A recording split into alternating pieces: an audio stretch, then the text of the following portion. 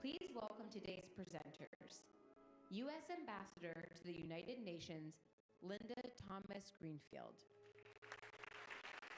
White House Press Secretary, Kathleen Hicks. Undersecretary for Civilian Security, Democracy, and Human Rights at the U.S. Department of State, Azra Zaya. And Acting Ambassador at Large for Global Women's Issues at the U.S. Department of State, Kat Fotovat.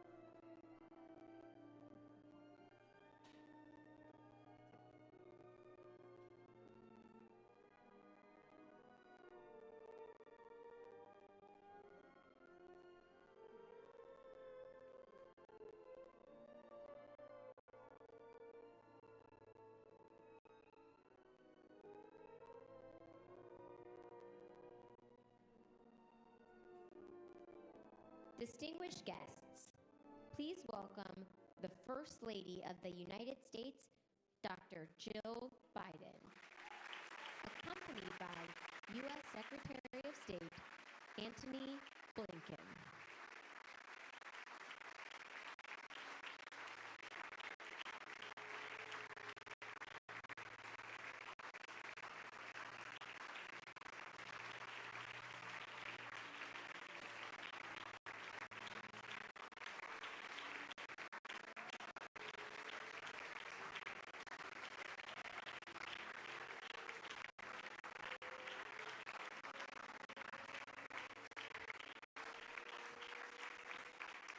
Good afternoon, everyone. Please take a seat. And it is a special honor for me to be able to say, welcome to the White House.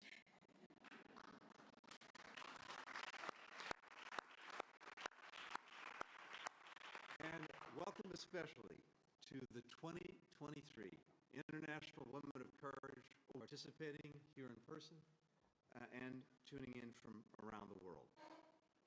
For 17 years now, U.S. Secretaries of State have recognized international women of courage who are leading the charge for progress around the world. This year, for the first time, we honor the awardees here at the White House. And that really is a reflection of just how highly President Biden, First Lady, and this administration prioritize gender equality and human rights. Dr. Biden, thank you for bringing us here today. But thank you more than that for everything that you're doing every single day to be such a remarkable role model to so many women around the world, and for your incredibly tireless efforts to lift up the voices of brave women everywhere around the world.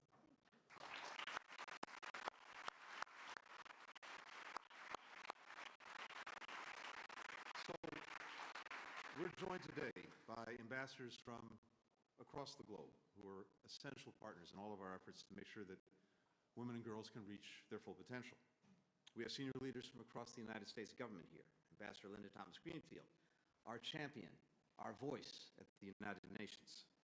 Deputy Secretary of Defense, Kath Hicks, Undersecretary of State Azra Zaya, our advocate for human rights. Jen Klein, Kat Fotovat, who are leaders of our global gender policy. And of course, White House Press Secretary Karine Jean-Pierre, also such a powerful voice for our country and for this administration around the world. And I also want to point out our team from the Bureau for Educational and Cultural Affairs. We're working with so many of you every single day in the work that you're doing. We're also joined by members of the State Department's locally employed staff. They're literally the lifeblood of our missions in every country in the world. To be here today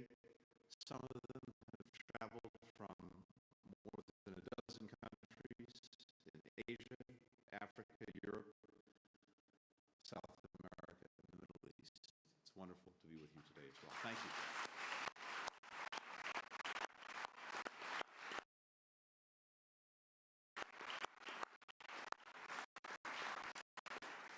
And in the audience, we have several previous winners of the International Women of Courage Award who are continuing their inspiring work. And the First Lady and I had an opportunity to greet them, to be able to say in person what we were not able to do the last couple of years, which is congratulations and thank you for the incredible work that you're doing.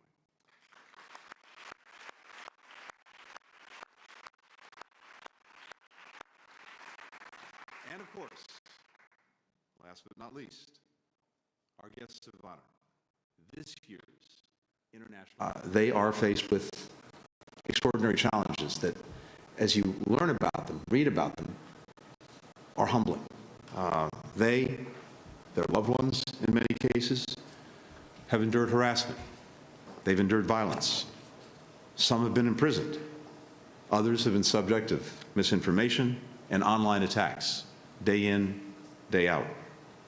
And yet, each and every one has refused to be intimidated. In every region, there are other women doing this work who we can't name individually, in some cases because the attention would put them at even greater risk. So we found a new way to honor them. This year, we're launching a group award named after a pioneer and champion of equality, the great Secretary of State, Madeleine Albright. We have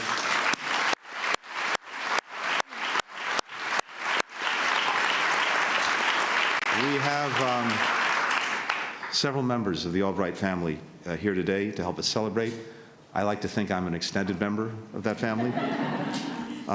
For me, as I've told our friends, I hear Madeleine Albright's voice in my head on a regular basis. The clarity with which she spoke and what she said continues to resonate and continues to inspire me in the work that I and my team are doing.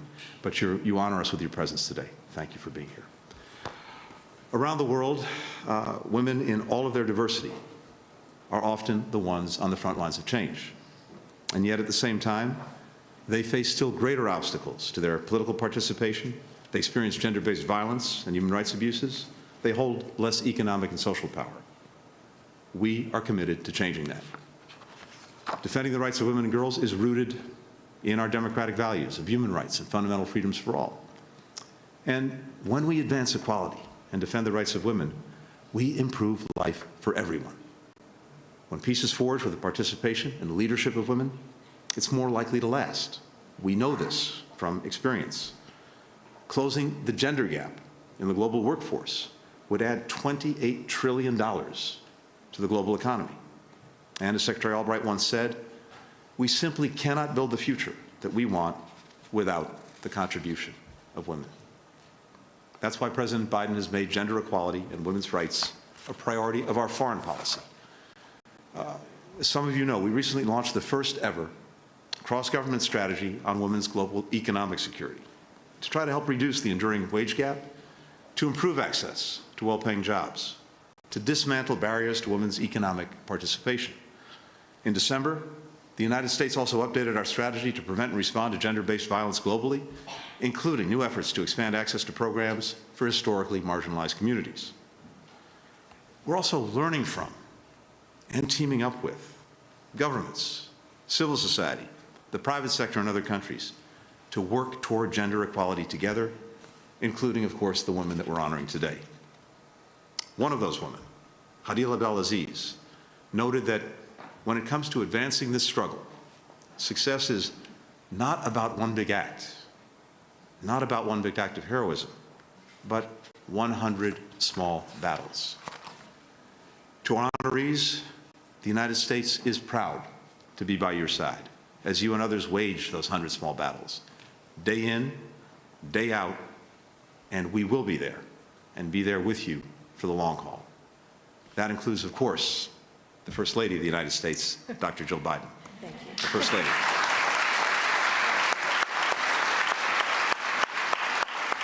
Thank you.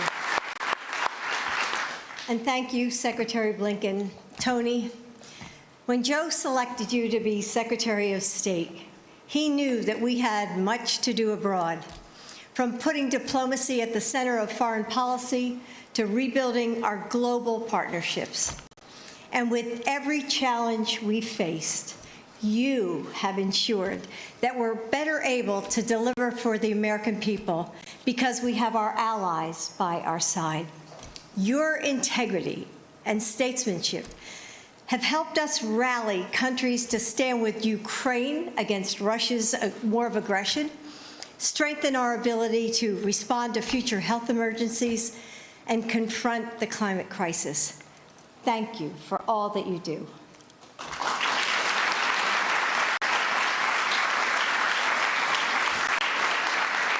As the Secretary said, we are joined by leaders from around our country and across the globe.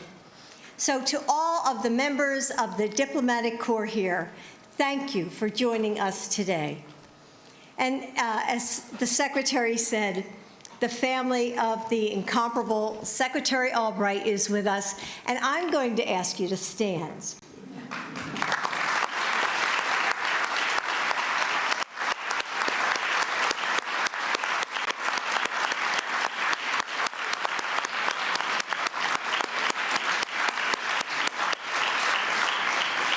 And they all came to help us carry on her legacy. And we have our Gender Policy Council, the first of its kind, and other leaders from across our administration. This audience is a testament to our national commitment to gender equality around the globe and the powerful influence of the people we honor today, women of courage.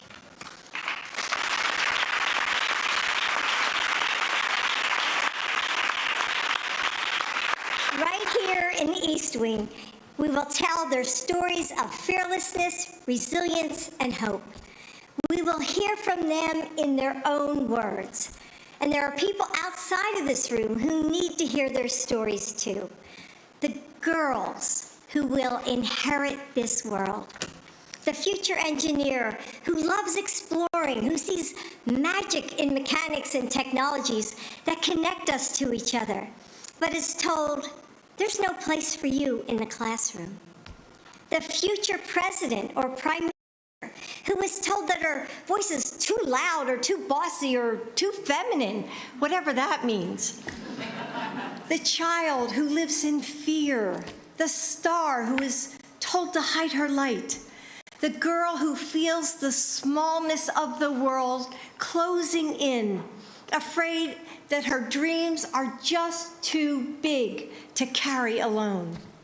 Again and again and again, they wake up to find a world made for someone else and watch their brothers and their fathers and their uncles and their neighbors rise and grow while they are told to shrink, told that they're not good enough, not strong enough, not worthy of the lives that they dream about. But today, we're here to tell girls everywhere the truth that they need to hear. Yes, you matter. Yes, you can make a difference. And that's why we wanted to bring the leaders we're honoring today and the stories that they share to the biggest stage we could, the White House.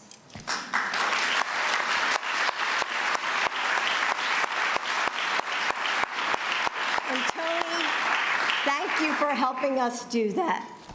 Girls everywhere need to know that there are women fighting for them and winning, opening doors, transforming schools and communities and governments, building a better world for all of us. And we're also here to say to their brothers and their fathers and their husbands and their friends, as much as we need women who are willing to speak up, we need more men who are willing to listen and act.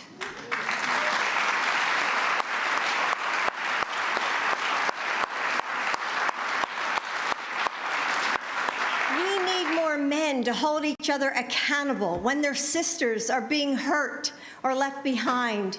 We need more men who nurture families, who feed and teach and mentor, who build safer communities. We need more men who know that caring, collaboration, and kindness are signs of strength, not weakness. Men, we need you to support the women who are fighting for their rights and to lift up those who have been silenced.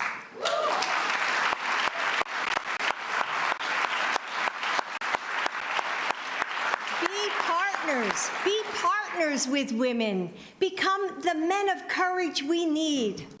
Only then will we be able to build a world where men and women are equal and all people are free. So to all the women whom we are honoring today, know that the enormous good you've done has no end. It touches every person who hears your story. It transforms us with new hope. As you seek justice, speak out, and pursue peace, you inspire others to find courage within ourselves and rise to that same call. And to every little girl who has wondered, can I, one person, one voice, one girl, fix what's broken? Let the women that we celebrate today be an answer to that question, an unequivocal yes.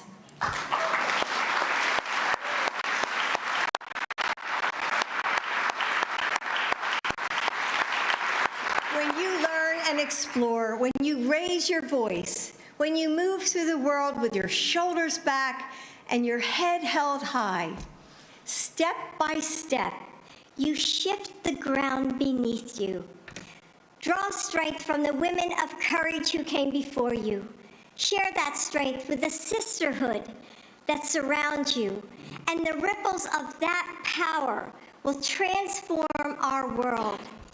And as you take those steps, as you grow into the women you will be, remember, you are never alone. Thank you.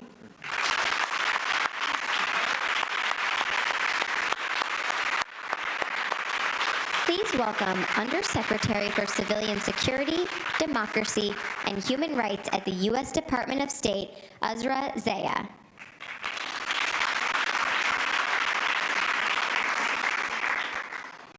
It takes courage to seek justice when the powerful stand against you. Laws can protect the innocent or persecute the oppressed. And when the rule of law becomes a tool of tyranny, or when the structures in place simply fail to live to the promise of equality, fairness, and humanity, we appeal to a higher ideal, justice. The women we honor today have worked tirelessly to ensure that their nation's legal systems protect all people, no matter their gender, beliefs, or background. And when those systems cannot or will not protect every citizen, they have fought to transform them. They've broken barriers, risen to new heights, and inspired other young women to follow their lead. Because without women's rights, perspectives, and participation, there can be no justice. But when we all have the opportunity to shape our laws, we create systems that truly serve us all.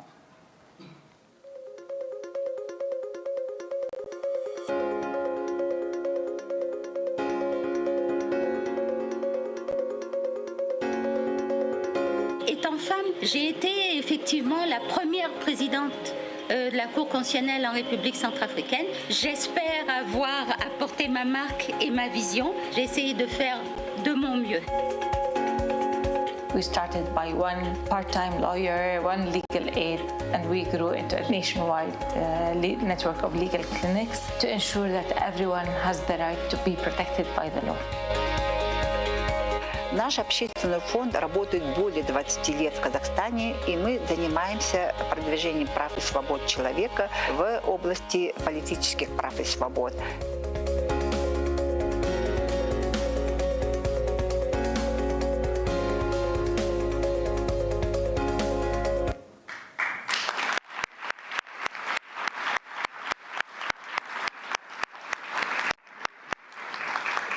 And now, Dr. Biden and Secretary Blinken will present the awards.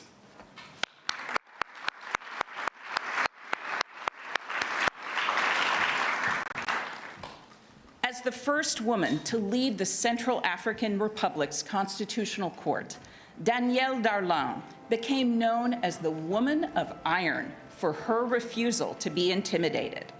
She spent her career working to ensure the law delivers justice to all, no matter their background. And in the face of enormous pressure to allow the president to rewrite the Constitution to give himself an illegal third term, she refused, sacrificing her career to safeguard the rule of law.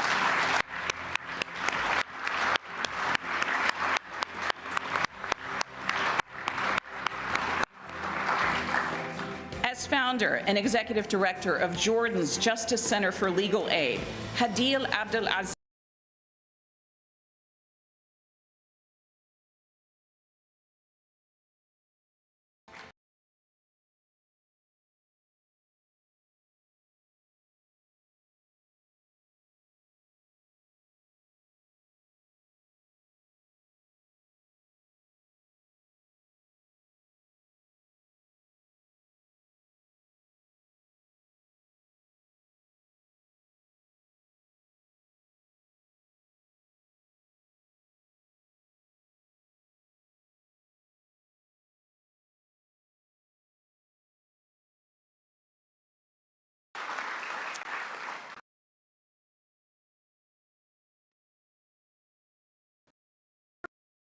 when authoritarians seek to consolidate power, when conflict uproots and displaces families, women and girls shoulder many of the costs and consequences.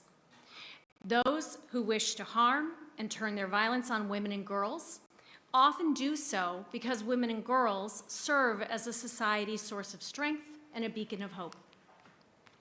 It's because when women use their voices to speak out against authoritarianism, their leadership can create lasting democratic change. When women use their voices to stand up for what's right against overwhelming odds, their voices can reverberate around the world. And when women have a seat at the table, they hold the power to lead their communities toward peace and prosperity. And that's the truth. Studies show that when women participate in peace negotiations, these talks are more likely to come to a just settlement and result in lasting stability. Peace is possible when we support the women working to make it a reality, by stopping conflicts before they begin, by addressing the root causes of discrimination and violence, and by working to end wars that have already been and mitigating their harm. So today, we salute several women leaders who are exhibiting extraordinary courage to seek peace when they themselves are the targets of violence. Women who are using their strength to pursue gender equity and equality in the face of extreme cruelty and hate. Women who are fighting for dignity and freedom for not just themselves, but for others. In our awardees, we see that our capacity for understanding and healing is stronger than the forces that try to tear us apart. And we are reminded that women belong everywhere the decisions are made.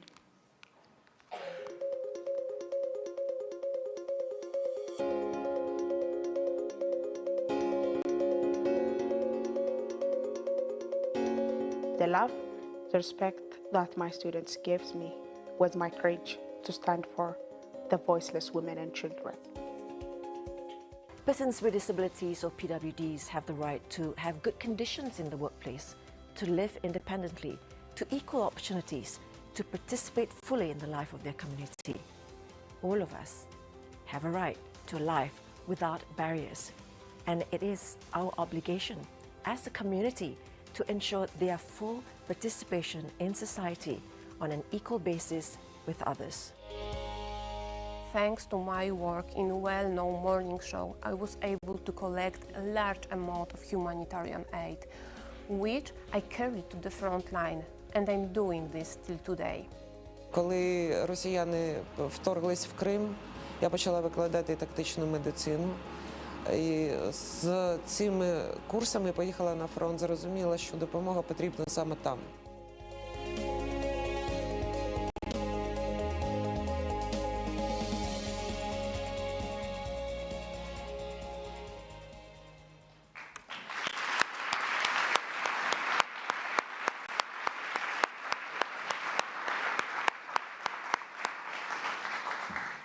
On behalf of Dr. Biden and Secretary Blinken, I'm honored to present awards to the following women.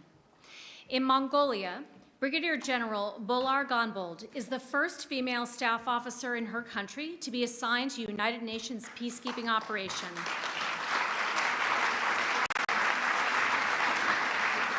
And the first female general to serve in the Mongolian Armed Forces. Brigadier Ganbold has served in peacekeeping missions around the world, and she's advocated for gender equality in peacekeeping forces and her country's military so that women and girls can be properly protected during and after conflicts.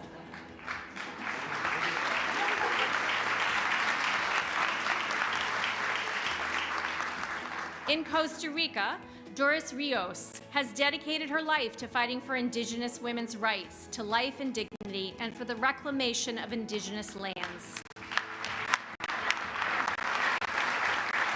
In the face of threats of violence and attacks against her and her family, she has created a seat at the table for Indigenous women to make the world more peaceful and just.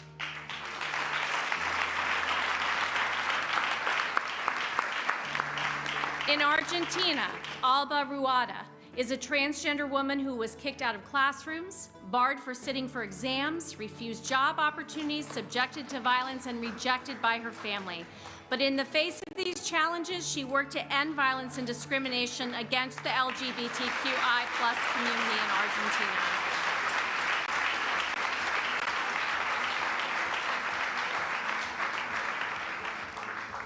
After women were barred from schools in Afghanistan, Zakira Hakmet secretly finished high school and won a scholarship to study in Turkey, eventually becoming a doctor.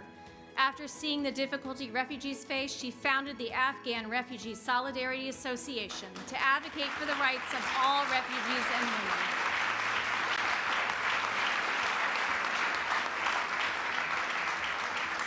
It is my privilege and honor to honor each of you for your important contributions to human rights and for making the world a more peaceful place. Congratulations, and thank you for your courage.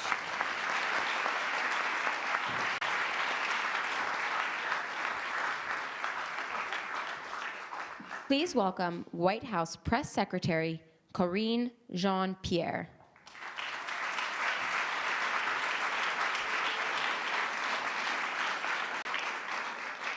It takes courage to speak when those in power want you to stay silent. In a world where lies and distortion are easy to sell, one of the most powerful weapons that we have is the truth. Because corruption thrives in darkness, dictators and authoritarians seek to control criticism and define the stories that we tell. They threaten journalists and those who speak out so they can control knowledge and hide their crimes, selling their people false stories of peace and success. But when we illuminate the shadows, we can expose the damage they create, lighting a path forward for those trapped in the dark with the knowledge and the strength to rise and demand change. This group of journalists, broadcasters, and war correspondents spread truth, courage, and empower other women and girls to use their voices for democracy, freedom, and justice.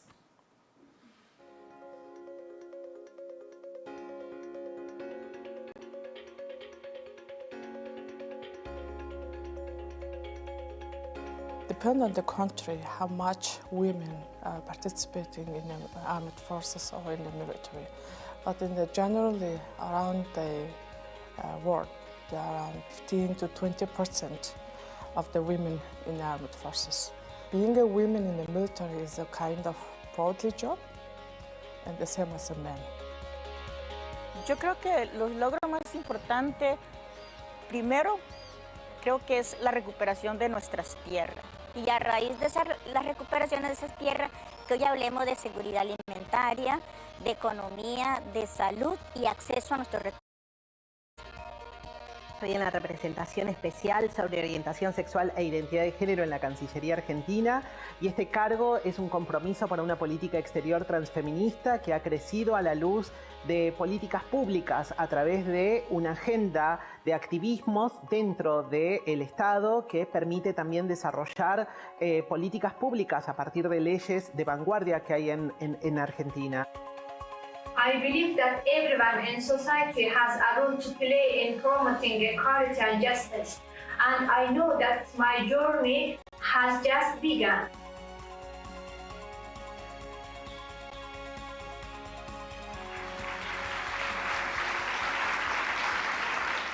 And once again, Dr. Biden and Secretary Blinken will present the awards.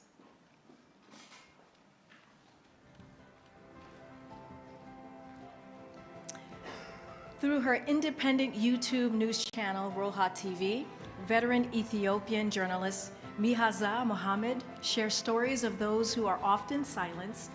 Despite 3 arrests in under 1 year, she continued to raise her voice advocating for survivors of gender-based violence and urging accountability for crimes committed against them.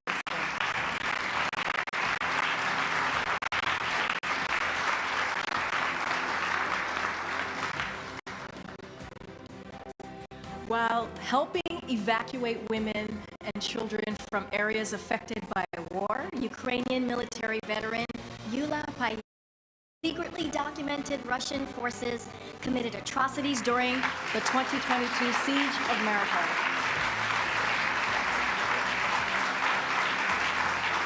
She smuggled a memory card to the Associated Press and a tampon and was forced to destroy another with her teeth before being captured by Russian forces and tortured for information.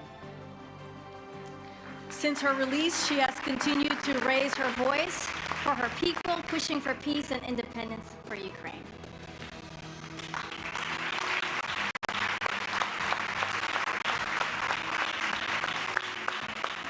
Now, as a broadcaster journalist, Raza Diva Radzi, household name, after a car accident and brutal assault permanently paralyzed her from the waist down, she used her platform to advocate for the rights of persons with disabilities, first as a reporter and now as a senator in Malaysia's parliament and the first female chair of the National Malaysian News Agency, Bernama.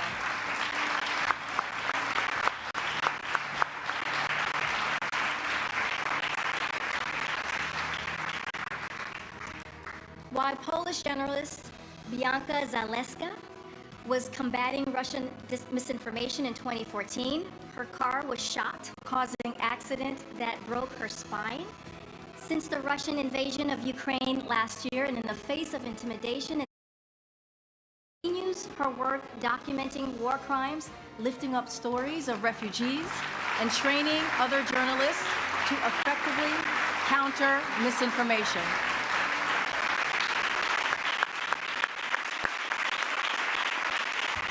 Please join me in a round of applause for all of our awardees.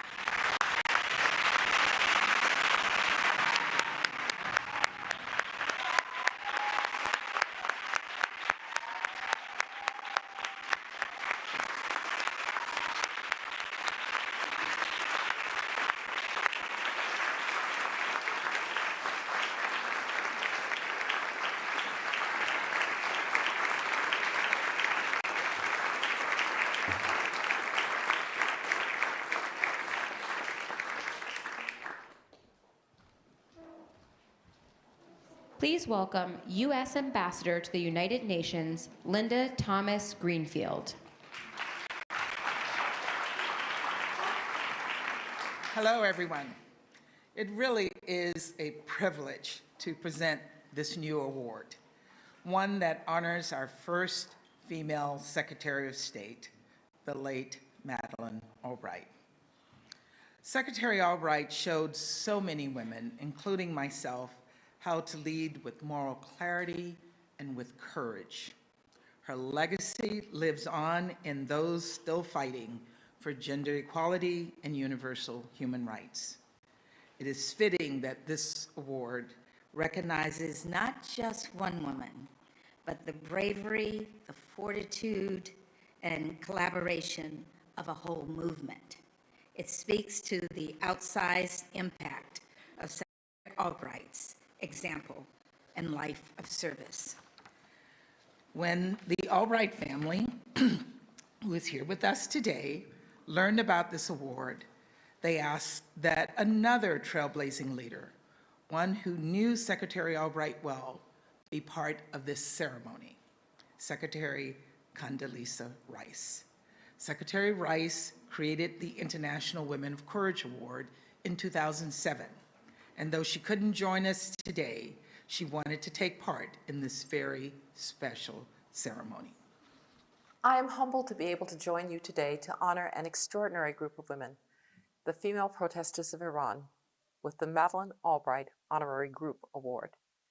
Since the horrific death of Mahsa Amini, while in the custody of Iran's so-called morality police, women in Iran led protests across the country's 31 provinces and sparked months of grassroots support for women's rights. It is only fitting, then, that their persistence and dedication is being honored in the name of my late friend, Madeleine Albright. Madeleine was a fierce fighter for human rights, for women's rights, and for gender equality around the world. She organized foreign ministers, women foreign ministers, to speak out about abuses in hidden corners of the globe. She made a difference in her commitment to gender policy. We talked often about it. I tried to do the same as Secretary of State. She was a fighter for equality. I am honored to congratulate the women of Iran with the Madeleine Albright Honorary Group Award. Thank you for your bravery, compassion, and resilience. You make all women proud.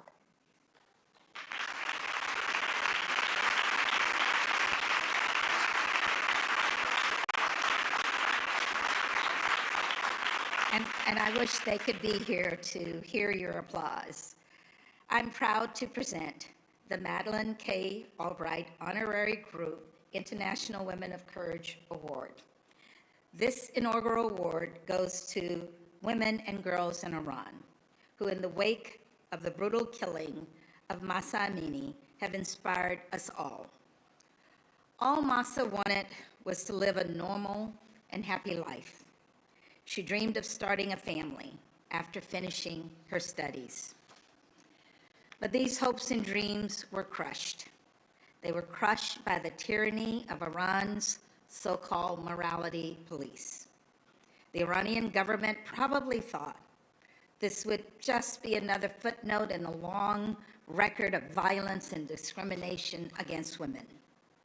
But this time it was different.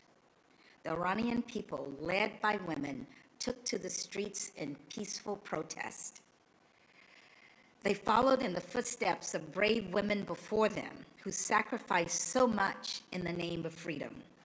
Through neighborhoods and classrooms, out of apartment buildings and car windows, the protesters chanted throughout Iran and around the world, creating a global chorus demanding gender equality and human rights. But for all the hope this movement represents, we must never forget how the Iranian regime has responded. They have tortured peaceful protesters. They have arrested tens of thousands of people.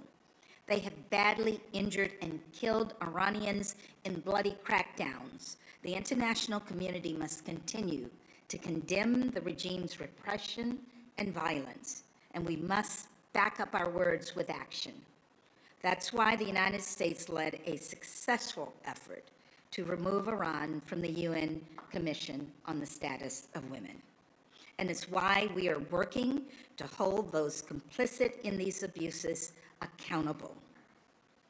To all the women and girls across Iran, know this: we will continue to stand with you in your fight for women, for life, and for freedom.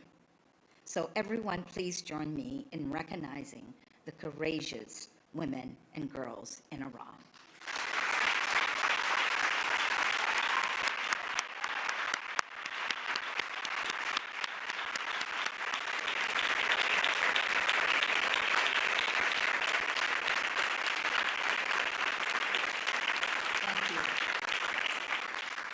I now have the honor of introducing another courageous woman who has been an unwavering champion for vulnerable populations in Malaysia. When a car accident and a brutal assault paralyzed Senator Ras Adiba Razi from the waist down, she dedicated her life to advocacy.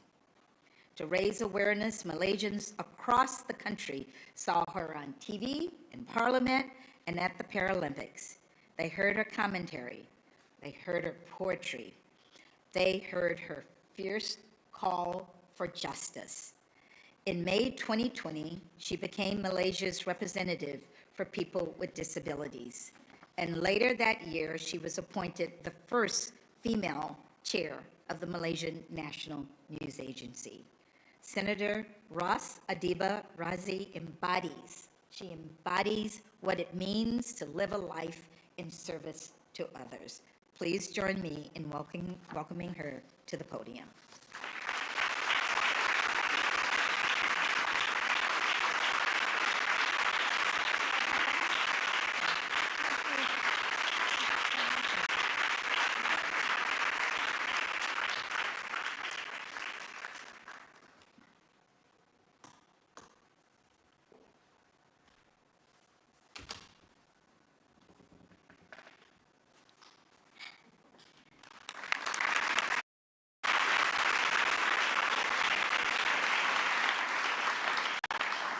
Assalamu alaikum, or peace be upon you.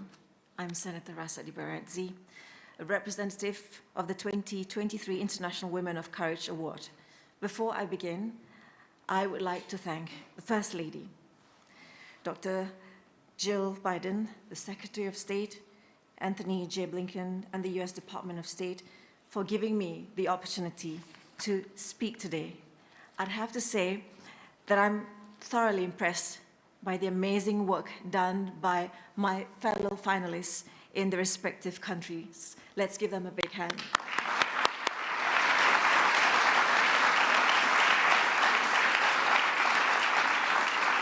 Among others, I am joined by women who are fighting against gender-based violence, for the rights of indigenous persons, and for the rule of law. Honorable guests, I was born able-bodied and became permanently paralyzed from the waist down after several incidents. I became a spinal cord injured person following a car accident in 1995, a brutal assault a year later, and finally in 2002 when I fell after climbing a ladder. Since then, I have committed my life to fighting for the rights of persons with disabilities in my country, Malaysia. I witnessed discrimination and stigma as a person with disabilities, and then on, my team and I fought and fought and fought. Ladies and gentlemen, I have been working tirelessly to create awareness on the importance of accessibility in infrastructure, disability inclusion, job opportunities, inclusive education, housing, and upholding our rights, among others. I and my team then founded an association to empower persons with disabilities called OKU Central. In May 2020, the Malaysian King, His Majesty the King, Al-Sultan Abdullah, appointed me as a senator in the Upper House Parliament of Malaysia to represent persons with disabilities. In November 2020, I was appointed the first female chair of the Malaysian National News Agency, Bernama, after 53 years of its establishment. Distinguished guests, in the area of sustainable development, all of us here aim to create a world which is inclusive, equitable, and sustainable, a world in which no one is left behind and opportunities be made available for all for a secure, stable, and successful nation. Without the role and contribution of women, a nation will not be able to progress as it is today. It is vital for all parties to respect the contribution of women in all areas: economy, social, politics, and culture. Women's involvement is crucial as they are an important asset to a country. So let's again give a big round of applause, and actually I feel like hugging them all, especially to women here and to women all across the world who have excelled in their roles and contributed towards a prosperous nation worldwide. We are at a pivotal moment for women's rights. For us, receiving this International Women of Courage Award is very, very much significant for our people in each of our countries. This will be an integral part of spreading awareness and will celebrate the activism and transformative power of women and girls. Honorable guests, this opportunity is indeed an honor for me to share my views and experience, especially concerning the protection and social participation of persons with disabilities in Malaysia, with everyone here today. Despite the increasing awareness around persons with disabilities, there is no denial that there's discrimination in this polarized world exists to the detriment of our disabled friends. It exists because of a prevailing mindset, a stereotypical way of looking at the disabled. What the community needs to understand and to accept is that persons with disabilities are entitled to the full range of civil, cultural, economic, political, and social rights as stated in various human rights instruments, the same as everyone else. On that note, and as we speak, the Malaysian government is in the midst of amending the Persons with Disabilities Act 2008 to have an Anti-Discrimination Act for persons with disabilities like the United Kingdom's and the Americans with Disability Act 1990 or ADA. Esteemed guests, raising awareness of basic human rights and the right to be free of discrimination among women, children, and persons with disabilities is the fundamental aspect in which we must continue to work on. Without such awareness, it is extremely difficult to bring about justice and change. The increasing number of hate crimes, racist remarks, and instances of ableist behavior shows that we must act quickly to protect the most vulnerable communities. Hence, I would like to take this opportunity to call on the 195 governments of the day in the world to ensure that the marginalized and vulnerable groups, women, children, including persons with disabilities, are not left out and rise to the clarion call of the 2030 Sustainable Development Agenda, leave no one behind. Before I end my speech, I'd like to acknowledge the late Judith Heumann, a leader in the disability community, advocating for persons with disabilities, and has been the mother of the disability rights movements since the 70s. We will miss her terribly. But myself and the rest of us, I promise you, will continue to be her voice. As she puts it, we are leaders of inclusiveness and community, of love, equity, and justice. Honorable guests, me standing here today in my standing wheelchair means a whole lot, especially for my countrymen, Malaysia. So I'd like to say in Malay, sejuta doa mencapai bintang, which means 1,000,000 prayers has now reached the skies. Terima kasih, or thank you for this honor, and from the bottom of my heart. Assalamualaikum.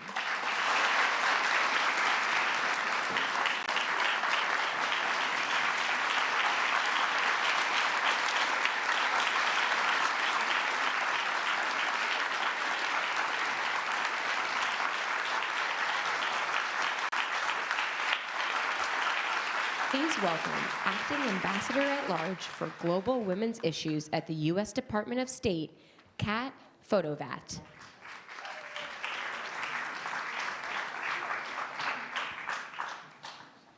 What an honor it is to close out such a historic day, such a historic event.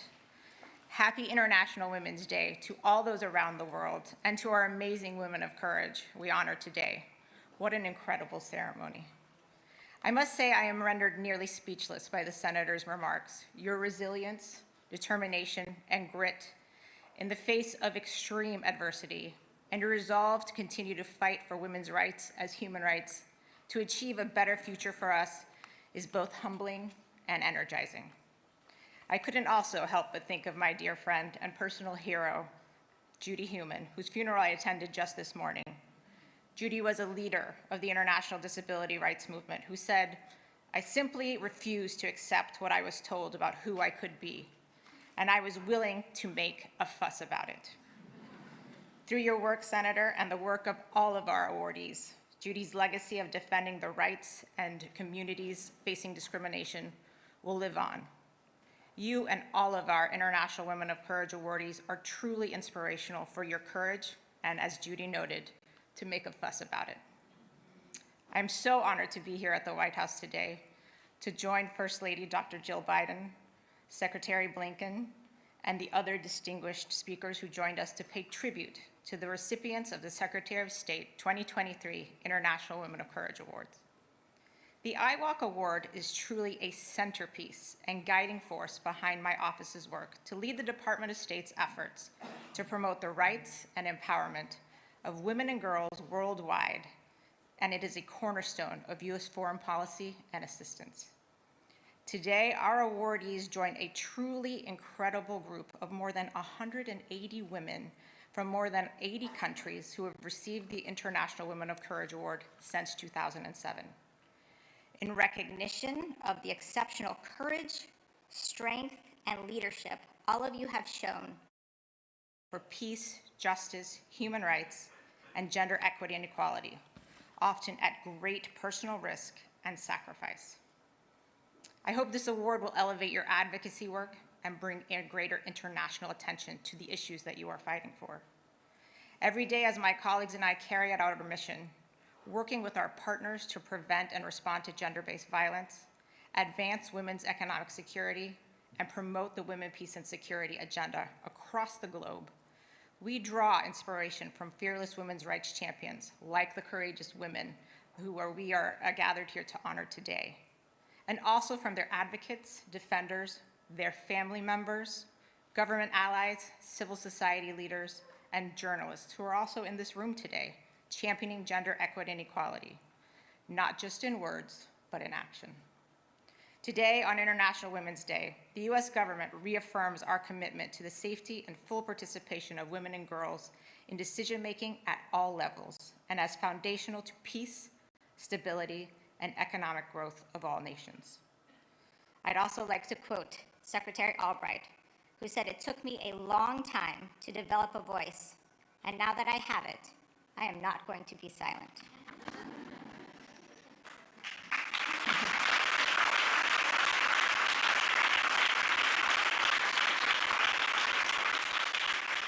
To our 2023 Courage Awards, thank you again for using your voices and being the voice for those who can't use theirs.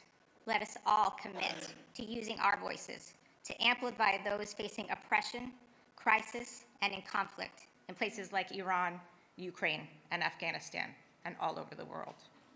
Congratulations to our awardees, and thank you for all you have done to give women and girls everywhere a fighting chance.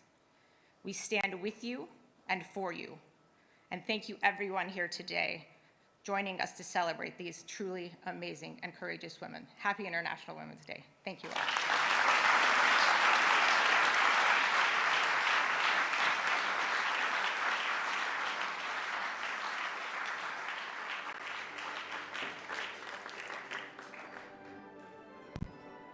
Distinguished guests, please stay seated while the awardees depart the stage. Thank you.